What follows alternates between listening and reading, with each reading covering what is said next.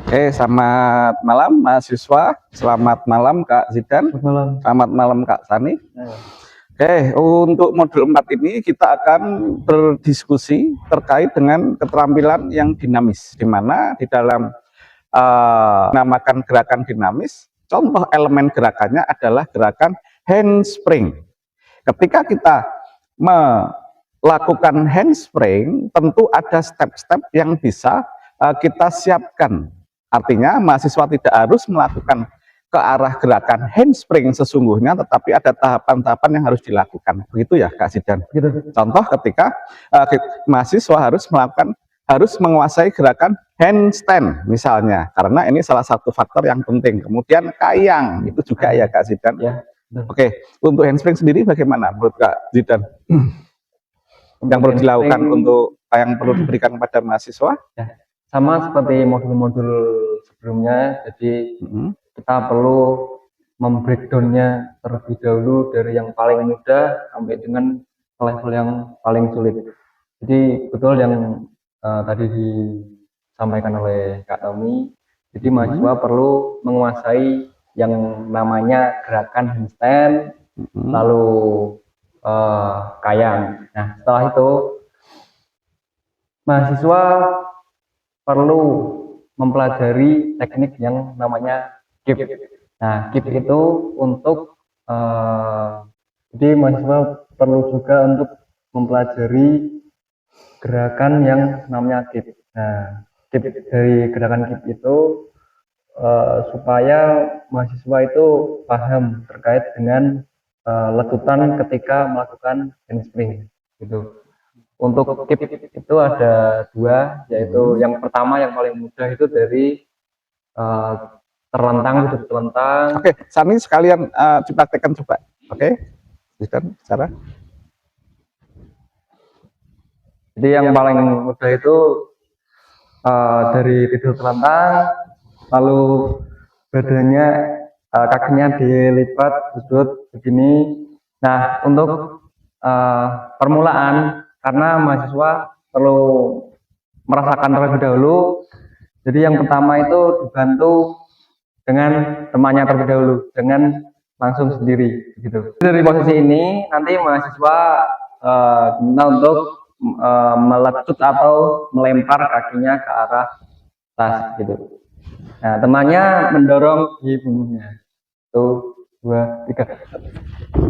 Nah, oke, seperti itu. Nah, setelah itu step yang kedua yaitu melakukan handspring atau cop kip. Jadi kalau tadi dari terlentang, sekarang dari posisi seperti headstand, begitu. Nah,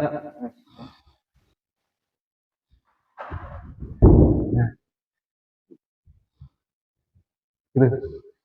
Jadi seperti halnya tadi kip yang dilakukan dari terlentang, jadi seperti halnya tadi gerakan kip dari terlentang, jadi mahasiswa jangan langsung untuk melakukannya sendiri. Jadi perlu untuk dibantu dengan temannya, gitu. Ya, sama. Jadi temannya itu membantu untuk mendorong punggungnya supaya mahasiswa itu bisa bangun, gitu badannya. Ya.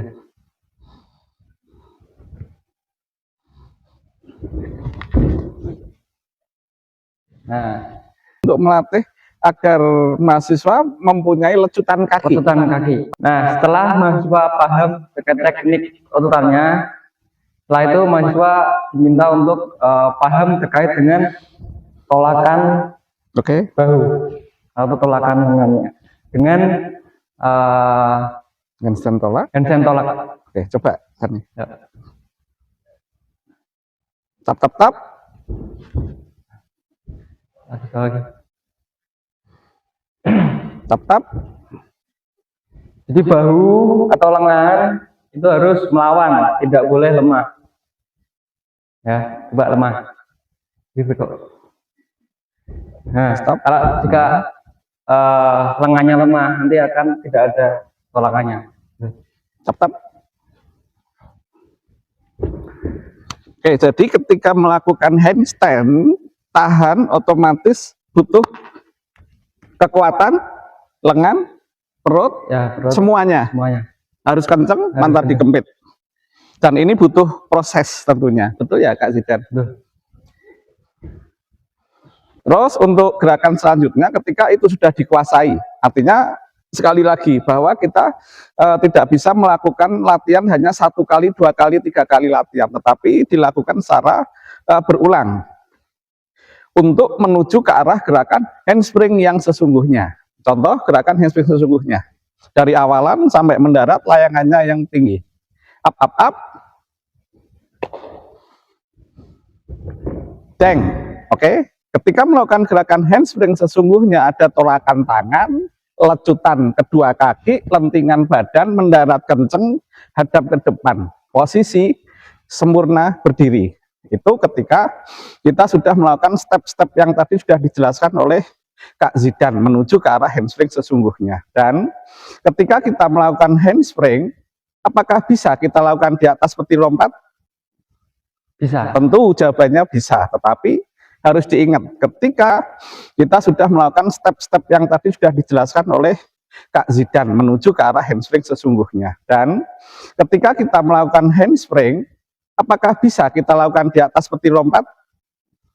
Bisa. Tentu jawabannya bisa, tetapi harus diingat ketika kita sudah memang benar-benar menguasai gerakan handspring, kita bisa mencoba satu gerakan di atas peti lompat. Oke, Kak Zidan, ini ada peti lompat di mana ketika kita sudah bisa menguasai handspring di lantai, kita bisa melanjutkan ke alat berikutnya. Silahkan Kak Zidan. Ya, jadi untuk selanjutnya jika mahasiswa sudah menguasai gerakan handspring, lalu untuk dicoba dari peti lompat atau meja lompat. Oke, untuk langkah pertama sebelum langsung kepada gerakan handspring dari peti lompat, untuk mahasiswa perlu mengetahui atau paham ketika pendaratannya, yaitu dengan lompat dari atas ke bawah, gitu. Coba lompat ke atas, mendarat. Oke. Untuk yang step pertama yaitu lompat dari atas ke bawah, itu tujuannya untuk supaya mahasiswa itu paham terkait dengan pendaratannya, ya. Oke, posisi dari ujung seperti badan tegak menghadap depan, tangan di atas, lompat. Untuk pendaratannya diusahakan untuk tidak menunduk atau tidak badan condong ke depan. Karena apa? Jadi jika pendaratannya nunduk atau condong ke depan, pasti akan lari ke depan, begitu. Labil ya? Ya, akan labil, tidak stay. Ya, coba untuk sekarang handspring dari atas. Karena ini gerakan dengan tingkat resiko lebih tinggi daripada di bawah, jadi perlu ada yang menjaga dari depan, gitu.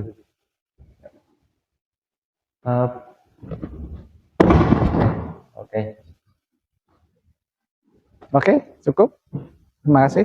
Oke, jadi itu teman-teman yang bisa kita pelajari di dalam modul 4, di mana di modul 4 itu memang kita memberikan pemahaman terkait dengan keterampilan yang dinamis untuk mahasiswa. Apa itu keterampilan dinamis? Adalah gerakan handspring. Kalau memang itu bisa dilakukan di lantai, oke. Kalaupun itu juga bisa dilakukan di atas peti lompat, itu pun juga oke. Saya kira itu. Terima kasih sekali Kak Zidan, Kak Sani untuk waktu dan atensinya. Selamat malam.